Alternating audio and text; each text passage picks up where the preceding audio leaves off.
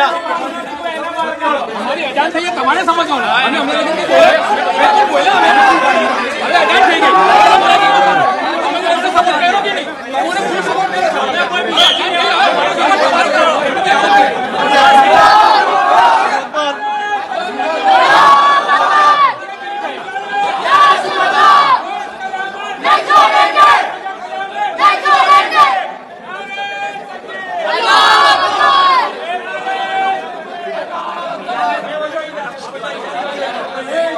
भरूच जामा मस्जिद में Ajmer bomb blast के आरोपी जो फिलहाल राजस्थान हाईकोर्ट की जमानत पे छूटे हुए हैं, उन्होंने मस्जिद जैसी पाक जगह पर चप्पल पहन करके जाने का, उसके गुंबद पे चढ़ने का और वहाँ पे पूजा करने का जो प्रयास किया है, मैं मानता हूँ कि इसकी जितनी भी निंदा की जाए इतनी कम है। सरकार को ये समझना चाहिए कि सरकार के जो पुलिस अधिकारी हैं, पुलिस कर्मचारी हैं, वो उसको साथ में लेकर के मस्जिद परिसर में जाते हैं। तो सरकार से सवाल करना चाहता हूं कि कैसी कानून व्यवस्था है गुजरात में कि पुलिस एक अपराधी को लेकर के मस्जिद में जाती है कि जो अशांति फैलाने का प्रयास और काम कर रहा है। क्या गुजरात पुलिस चाहती है कि गुजरात का जो शांति सौहार्द का वातावरण है वो बिगड़ जाए, जो यहाँ पर सब प्रेम भाव से रहते हैं वो फिर से झगड़े फसाद करने शुरू कर दे? क्या पुलिस और क्या गुजरात प्रशासन ये चाहता है कि यहाँ पर फिर यहाँ दंगे खड़े हो जाए और लोगों का विकास जैसे रुक जाता है ऐसे दोबारा से रुक जाए? अजमेर बॉम्ब ब्लास्ट का आरोपी है जो अभी जमानत पे छूटा हुआ है, जिसे कोर्ट ने आतंकवादी ठहराया है, उस व्यक्ति को पुलिस से प्रोटेक्शन आखिर क्यों दी? क्या पुलिस चाहती है? इसका जवाब कौन देगा? और इस व्यक्ति की तो जमानत ही खारिज होनी चाहिए। मैं बहुत सख्ती से राज्य सरकार को, गृह मंत्री को और जो पुलिस विभाग है उसको कहना चाहता हूं कि हमारे देश में जो अगर ऐसी घटनाएं न रोकी गई तो हमारे देश में नफरत और घृणा का जो माहौल है, इसका जो विष पिलाया जा रहा है वो बहुत भयानक हद तक चला जाएगा। मुल्क की कौमी एकता के ताना बाना तोड़कर इस तरह देश को बर्बाद करने की साजिश है। इसलिए सरकार से हमारी गुजारिश है कि उस पर सख्त से सख्त एक्शन लिया जाए और एक मिसाल बिठाई जाए, आइंदा दूसरी जगह कोई इस तरह की हरकत न करे।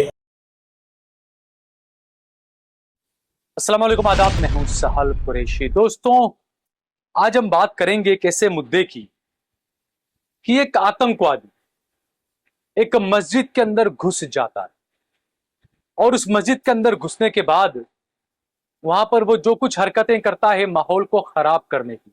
और हैरानी की बात तो यह है कि पुलिस उसके साथ में मौजूद रहती है। पुलिस प्रोटेक्शन में एक आतंकवादी घुस जाता है मस्जिद के अंदर, एक शाही जामा मस्जिद के अंदर, और मामला गुजरात का है।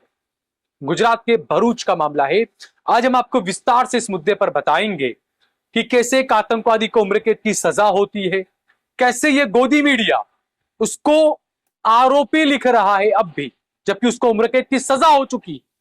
हाईकोर्ट में वो गया, हाईकोर्ट ने उसको यह नहीं माना कि वो आरोपी नहीं था या वो आतंकवादी नहीं था। हाईकोर्ट ने कहा था, राजस्थान हाईकोर्ट ने, कि भाई इस मामले में सुनवाई में देर होगी, इस वजह से इसको जमानत दी जाती है।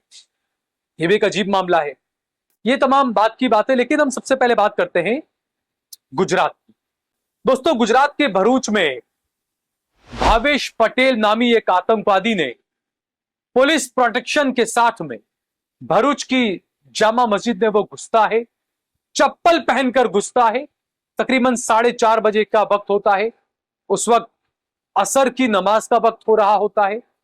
पुलिस के तामझाम लाव लश्कर के साथ वो जाता है, चप्पल पहनकर मस्जिद में जाता है, और चप्पल पहनकर ही, पता नहीं किसकी परमिशन थी उसको, किसकी इजाजत उसको थी, वो मस्जिद की छत पर ऊपर गुम्बद पर भी चप्पल पहनकर चढ़ता है।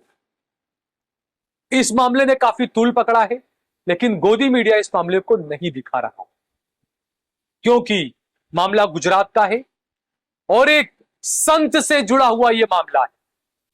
दरअसल भावेश पटेल नाम का एक व्यक्ति था, आतंकवादी था या आतंकवादी है। मैं आतंकवादी है इसलिए बोल रहा हूं क्योंकि इसी देश की एनआईए कोर्ट ने भावेश पटेल को उम्र कैद की सजा सुना रखी है। तो वह आतंकवादी, और उम्र कैद की सजा उसको किस में? 2007 में जो अजमेर में दरगाह पर जो धमाका हुआ था, बम ब्लास्ट हुआ था, उस मामले में भावेश पटेल को उम्र कैद की सजा एनआईए कोर्ट ने साल 2017 में सुनाई थी। अब ये जो भावेश पटेल है, ये मस्जिद के अंदर घुसता है, वो भी असर की नमाज के वक्त में घुसता है, और कुछ लोग ये कह रहे हैं कि उसने पूजा करने की कोशिश भी की मस्जिद के अंदर। ये जो मस्जिद है भरूच की जामा मस्जिद, शाही मस्जिद, तकरीबन 800 साल पुरानी मस्जिद है। एएसआई में दर्ज है, आर्कोलॉजिकल सर्वे ऑफ इंडिया में दर्ज है, और उसके मुताबिक इसके गेट पर जो दरवाजे पर जो तारीख लिखी हुई है वो उर्दू तारीख जिसे हिजरी कहा जाता है उसके मुताबिक लिखी हुई है। और 1957 में इस मस्जिद का मामला अदालत में पहुंचा था, 1957 में, और अदालत ने इसे मस्जिद माना था। यह फैसला जामा मस्जिद भरूच के ट्रस्टियों के पास में मौजूद, और उस वक्त अदालत ने इसे सिर्फ मस्जिद माना ही नहीं था, अदालत ने बाकायदा नमाज के लिए और जो दिन भर के सारे काम वाम होते हैं मस्जिद के, उसके लिए एक मुस्लिम कमेटी गठित की थी अदालत ने, और ट्रस्टीज बनाए थे उसके अंदर। और उसके बाद से यह सिलसिला चल रहा था, वहां नमाज भी हो रही थी, वहां मुस्लिम ट्रस्टी भी बन रहे थे, सारी चीजें चल रही थी। 2001 में भरूच डिस्ट्रिक्ट कोर्ट ने आखिरी मर्तबा इसमें ट्रस्टी बनाए थे। 2001 में भरूच डिस्ट्रिक्ट कोर्ट ने आखिरी मर्तबा ट्रस्टी बनाए थे मुसलमानों को। 2022 में, क्योंकि जो 2001 में जो ट्रस्टी बनाए थे भरूच डिस्ट्रिक्ट कोर्ट ने, उनमें से 3 ट्रस्टियों की मौत हो गई थी, इंतकाल हो गया था। तो उसके बाद में जो दूसरे ट्रस्टी थी उनमें कुछ वकील भी हैं, मौलाना भी हैं। 2022 में ये लोग डिस्ट्रिक्ट कोर्ट में दोबारा गए और कहा कि भाई ये 3 ट्रस्टी जिनका इंतकाल हो चुका है तो उसकी जगह पर हमें अब ये लोगों को ट्रस्टी बनाना है। लेकिन 2022 में, चूंकि 2001 का मामला अलग था, 2022 में एक वो इंसान प्रधानमंत्री बना जिसने स्टेज से खड़े होकर मुसलमानों के लिए कहा कि इन्हें इनके लिबास से पहचानिए। तो 2022 में सरकारें बदली, प्रधानमंत्री बदले, लोगों की मानसिकताएं बदली, अधिकारियों की मानसिकताएं बदली। 2022 में डिस्ट्रिक्ट कोर्ट ने कहा कि भाई आप वक्फ बोर्ड पर जाइए, हम इस पर कुछ नहीं करेंगे, आप वक्फ में जाइए, वहां पर अपने ट्रस्टी आप बनाइए। उसके बाद फरवरी 2025 में वक्फ बोर्ड में अर्जी दी जाती है। अब तक ये मामला लंबित है, कुछ लोगों ने वक्फ बोर्ड में जाकर ऑब्जेक्शन अर्जी लगा दी, तब से मामला लंबित है कि ट्रस्टी किसे बनाया जाए, किसे न बनाया जाए। ये पूरे प्रक्रिया के अंदर अदालत के फैसले से लेकर अब तक कहीं पर भी कोई हिंदू मुस्लिम का बखेड़ा नहीं है।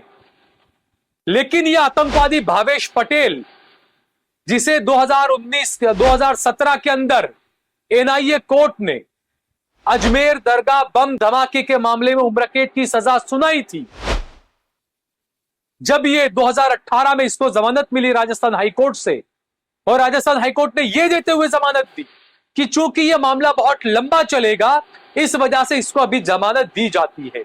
उमर खालिद के मामले में हाईकोर्ट ऐसा नहीं कर सकती कि यह मामला लंबा चलेगा, इसको जमानत दे दो। एक आतंकवादी जिसका आरोप है कि उसने बम धमाके किए दरगाह के अंदर अजमेर में, 3 लोगों की उसमें मौत हुई, 15 से ज्यादा लोग उसमें जख्मी हुए, ऐसे आतंकवादी को जमानत दे दी गई। एनआईए कोर्ट ने जिसे आतंकवादी साबित किया कि हाँ ये आतंकवादी है। असीम आनंद भी उसमें आतंकवाद के उसमें आरोप में था, लेकिन उसे बरी कर दिया गया। और जब ये 2018 में पैरोल पर भरूच पहुंचा था तो काफी लाव लश्कर के साथ में BJP, VHP, Bajrang Dal, RSS, सबके नेता, पदाधिकारी, कार्यकर्ता, सबों ने इस आतंकवादी को अपने कंधे पर उठाया था और उस पर फूल बरसाए थे, फूल बरसाकर उसका स्वागत किया था। आतंकवादी का स्वागत फूल बरसाकर कर रहे हैं। और 2007 में एनआईए कोर्ट ने इसको, जब ये जो 2007 के धमाके मामले में सजा सुनाई थी, इसमें सबसे खास बात यह है कि जो भावेश पटेल है, 2002 के दंगों के दौरान भी एक मस्जिद पर इसने बम से हमला किया था, और उस मामले में भी यह आतंकवादी भावेश पटेल 2 साल जेल के अंदर रहा था। दोस्तों, यह हैरानी की बात है, आपको गोदी मीडिया नहीं बताएगा। और उसके कुछ पड़ोसी हैं वो उसे बहुत गुस्सेल और धार्मिक गतिविधियों में बढ़ चढ़कर हिस्सा लेने वाले नौजवान के रूप में उसको उसके पड़ोसी देखते रहे हैं। यह दावा जनसत्ता की एक रिपोर्ट है 4 अप्रैल 2017 की। उस रिपोर्ट में दावा किया गया है कि भावेश पटेल के जो हिंदू उसके जो पड़ोसी थे वो मानते थे कि यह बहुत ही गुस्सेल और धार्मिक गतिविधियों में बढ़ चढ़कर हिस्सा लेने वाला व्यक्ति है भावेश पटेल। 2002 में मस्जिद पर हमले के आरोप में जेल भी गया था ये, और 2007 में अजमेर धमाके के अंदर इसको उम्र कैद की सजा हुई। इसको आतंकवादी माना एनआईए कोर्ट ने। उस व्यक्ति को गुजरात में भरूच में जामा मस्जिद के अंदर घुसने की इजाजत आखिरकार किसने दी, और वो भी पुलिस प्रोटेक्शन के साथ। पुलिस प्रोटेक्शन के साथ यह आतंकवादी जाता है जामा मस्जिद के अंदर, चप्पल पहनकर अंदर घुसता है और मस्जिद के गुम्बद पर भी चढ़ता है।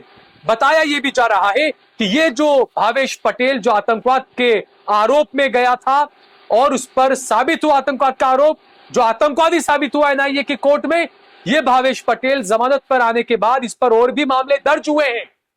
और इस पर जो मामले दर्ज हुए हैं उन मामलों के अंदर किसी को मारने का मामला भी है, किसी को इसने पीटा है, किसी को धमकी दी है।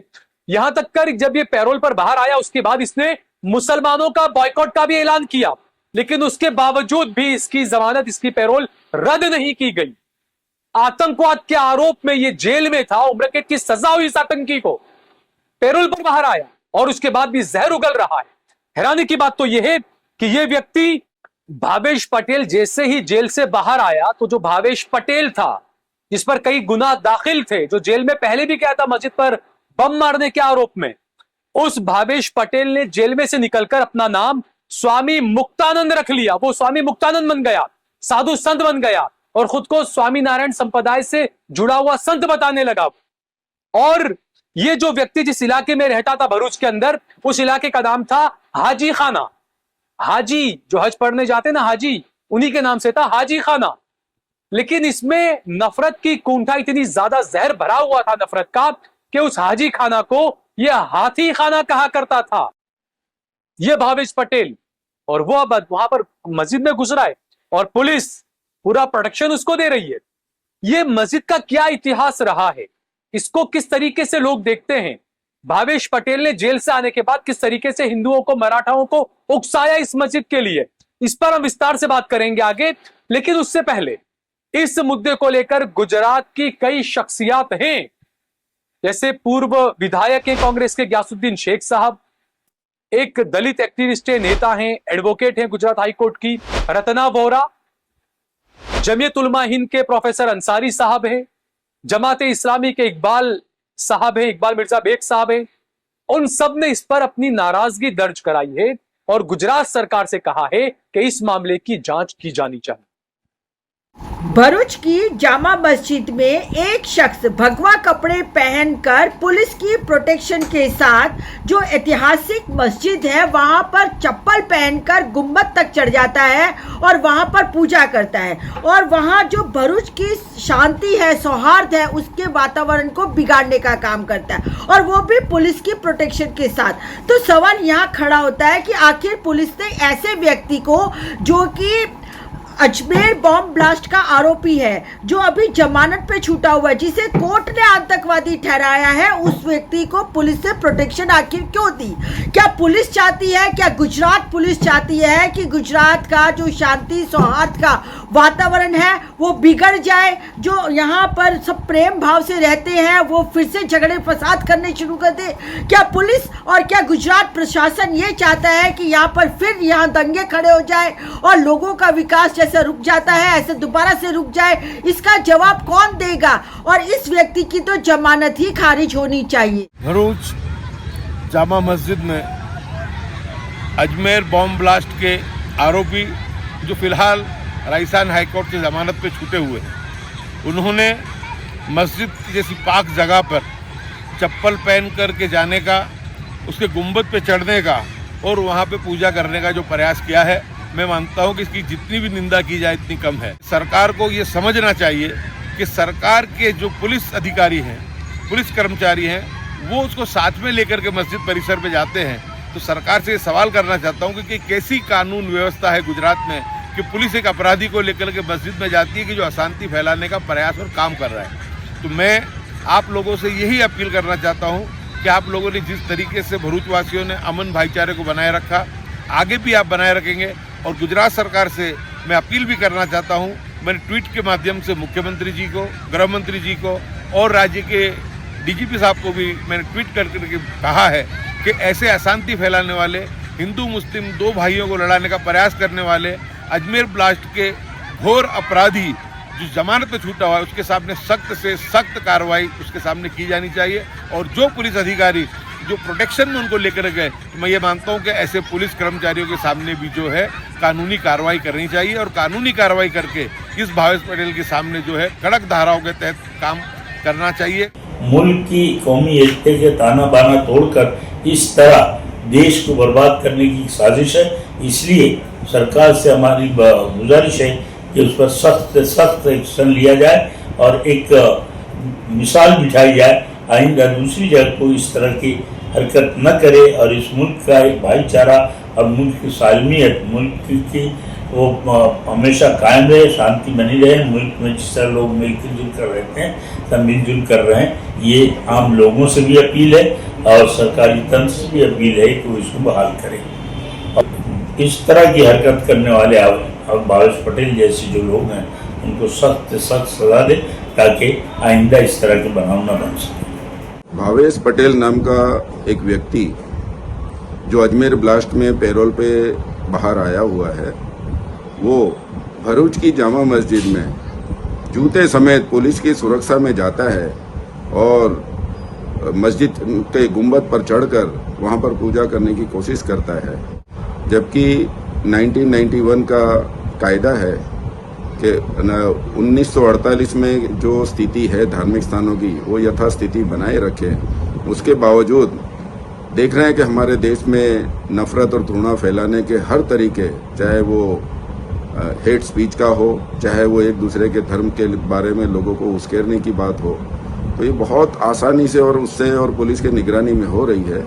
मेरी बहुत नम्र विनती है सरकार से भी, पुलिस प्रशासन से भी कि ऐसी कोई घटना अगर होती है तो उसके ऊपर सख्त से सख्त कार्रवाई ली जाए, उसकी पैरोल रद्द की जाए और उसको फिर जेल के सलाखों के पीछे डाला जाए ताकि वो ऐसी हरकत फिर कभी ना कर सके। तो सुना दोस्तों आपने, साफ जो लोग हैं गुजरात के रहने वाले, उसमें चुने हुए नुमाइंदे भी थे, उसमें हाईकोर्ट के एडवोकेट भी हैं, मुस्लिम बुद्धिजीवी भी हैं, प्रोफेसर भी हैं, उन सबका यही कहना है कि भरूच में अमन सुकून है, ये एक आतंकवादी आता है, मस्जिद में घुसता है, पूरे इलाके का माहौल खराब कर देता है।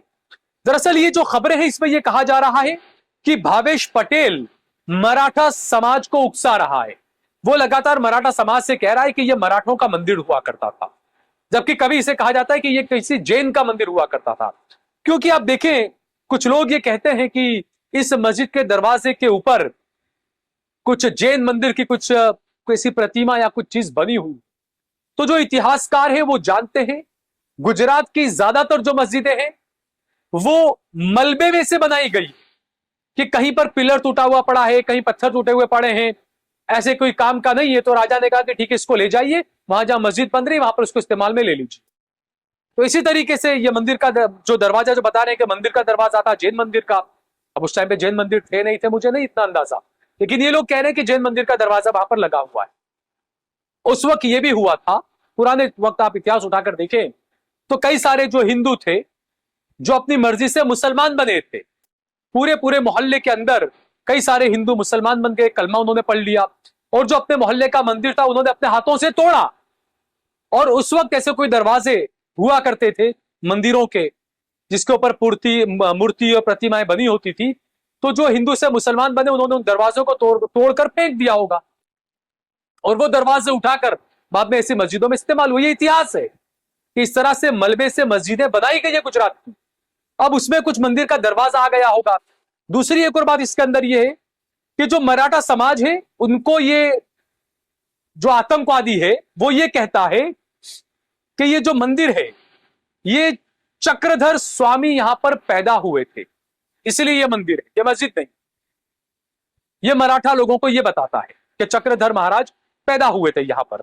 अब जो चक्रधर महाराज के बारे में कुछ और चीजें भी ये कही जाती है कि स्वामी चक्रधर महाराज, जिसने मराठों का पहला ग्रंथ लिखा था, मराठे बहुत मानते, उन्हें बड़ा संत मानते हैं, बड़ा स्वामी मानते हैं, बड़ा महाराजा मानते हैं।